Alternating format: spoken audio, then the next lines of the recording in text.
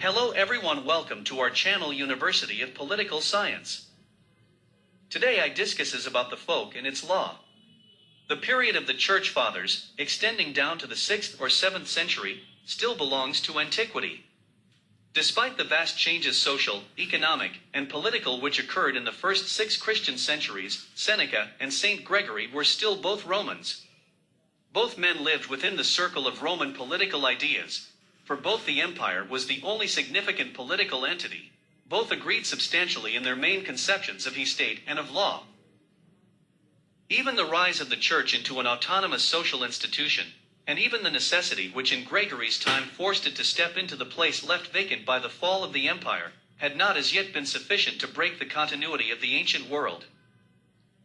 Between the 6th and the 9th centuries, however, the political fortunes of Western Europe passed once for all into the hands of the Germanic invaders whose impact upon the old imperial structure had at last broken it. Charlemagne might adopt the titles of Emperor and Augustus. Writers both lay and clerical might picture his kingdom as a reincarnation of Rome, yet by no stretch of the imagination were Charlemagne and the men who conducted his government Romans. The Roman Empire, withdrawn into the east, had left Rome itself, to say nothing of the western provinces, without even the shadow of the imperial power. The Roman Church, divided from the Church of Constantinople on the orthodoxy of image worship, had become the Church of Western Europe, and because of the heretical Lombard power, the Bishop of Rome had cemented an alliance with the Frankish kingdom, which made the Pope himself effectively the temporal ruler of central Italy. The barbarian conquest itself, with its attendant social and economic changes, had made government on a large scale impossible. Both politically and intellectually, Western Europe was beginning to revolve around a center of its own, instead of being merely the hinterland of a world whose center was the Mediterranean basin. From the 6th to the 9th century, the state of Europe was not such as to permit much philosophical or theoretical activity, nor were Germanic barbarians as yet capable of grasping, not to say extending, the remains of ancient learning at their disposal. The comparative orderliness of the age of Charlemagne, with its brief revival of scholarship, was an episode. New barbarian invasions in the 10th and 11th centuries, the Norsemen in the north, and the Huns in the east, again threatened to reduce Europe to a state of anarchy. Not until the latter part of the 11th century, when the great controversy between the spiritual and temporal authorities began, was there again an active canvassing of political ideas. Yet with this great and violent break in social and political history which divides the ancient from the medieval period, there was no conscious or intentional departure from the political conceptions which bore the sanction of Christian antiquity. Reverence for Scripture, for the authority of the Fathers and the tradition of the Church, even for ancient pagan writers like Cicero, remained unbounded. The validity of natural law, and its binding authority over rulers and subjects, the obligation of kings to govern justly and in accordance with law, the sanctity of constituted authority both in church and state, and the unity of Christendom under the parallel powers of imperium and sacerdotium were matters of complete and universal agreement.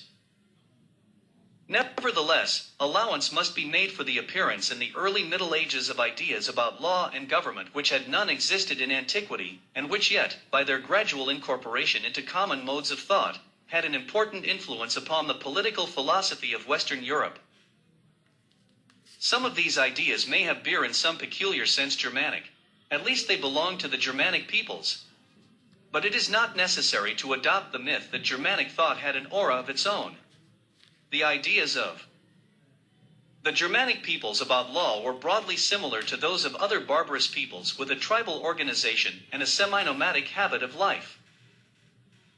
They developed in contact with the vestiges of Roman law, and under the stress of political and economic circumstances which were much alike in all parts of Western Europe. It is the purpose of this chapter to describe briefly some of these new conceptions that made their way into political thought in the early Middle Ages, and which, like the ancient tradition that came through the fathers of the Church, became matters of common acceptance. The omnipresent law. The most significant of the new ideas about law may be summed up by saying that the Germanic peoples conceived the law as belonging to the folk, or the people, or the tribe, almost as if it were an attribute of the group, or a common possession by which the group was held together. Each member lived within the people's peace, and the law provided especially the regulations necessary to prevent that peace or being broken. Outlawry, the primitive punishment for crime, put a man outside the people's peace, and injury to a particular person or family. The primitive equivalent of tort, put him outside the peace of the injured party, and the law provided the composition by which feud could be prevented and the peace restored. Germanic law in this early state was never written, but consisted of customs perpetuated by word of mouth and constituting, as it were, the wisdom by which the peaceful life of the tribe was carried on. The law was, of course, in every case the law of the tribe or folk which it rules, and attaches to every member of the tribe by virtue of his membership.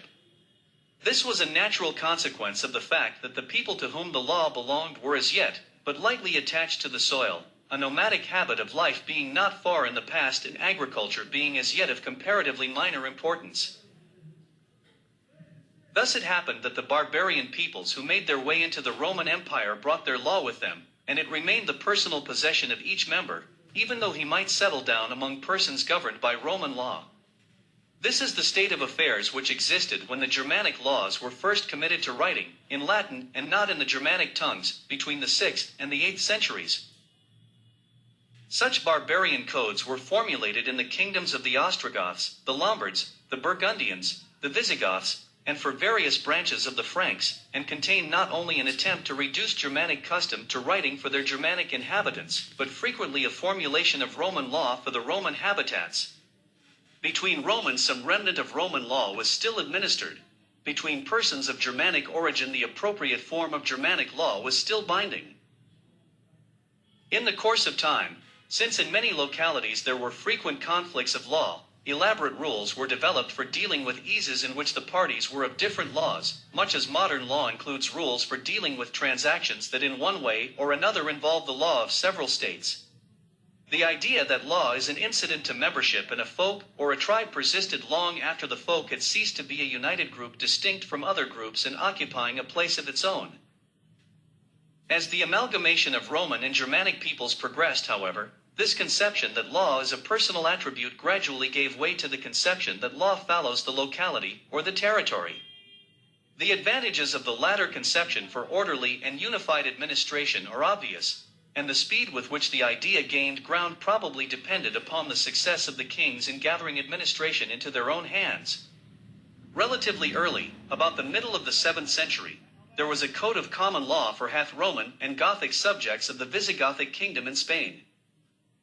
In the Frankish Empire, where the diversity of laws was great, the process was slower and very irregular.